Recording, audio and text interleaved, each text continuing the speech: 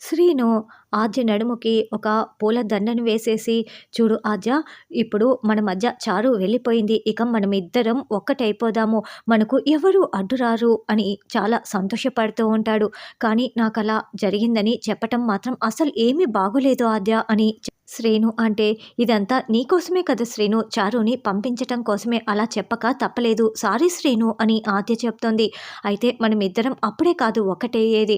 ఇప్పుడు పెద్దనాన్నకి రావాల్సిన ఈ ఇంటి బాధ్యతలు మొత్తం కూడా పెద్దనాన్నకి వచ్చిన తర్వాత, ఈ ఇంట్లో వాళ్ళందరూ పెద్దమ్మ, పెదనాన్న అందరూ సంతోషంగా ఉన్న తర్వాతే మనం ఒక్కటవుదాము అని ఆద్య చెప్పటంతో, అయితే అంతవరకు తప్పదా?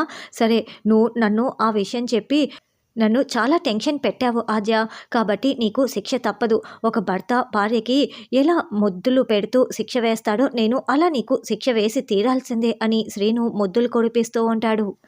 తర్వాత రామలక్ష్మి అస్మితలాగా మాస్క్ పెట్టుకొని వాసుదేవ్ దగ్గరికి వెళ్ళి కొరడాతో కొట్టి, "చూడు, నేను రామలక్ష్మిని. అస్మిత కూడా నాలా మాస్క్ పెట్టుకొని వచ్చి నిన్ను షూట్ చేసి నీ దగ్గర ఉన్న తామ్రపత్రాలని పట్టుకు వెళ్ళిపోయింది" అని అర్థమయ్యేలా చెప్తుంది.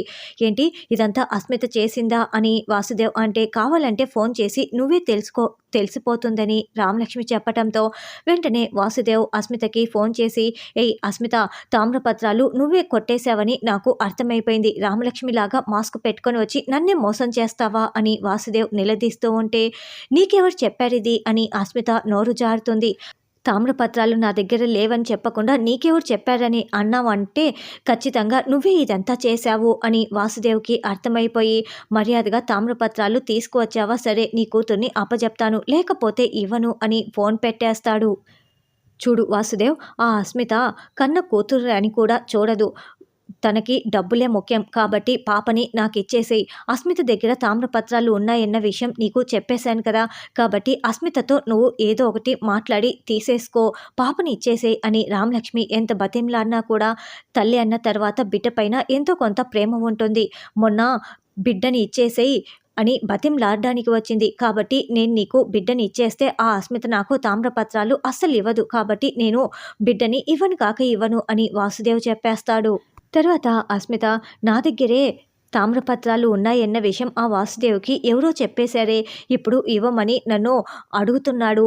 ఎవరు చెప్పారో ఏంటో అర్థం కావటం లేదు" అని ఫ్రెండ్‌తో మాట్లాడుతూ రోడ్డుపై నిల్చొని ఉంటుంది.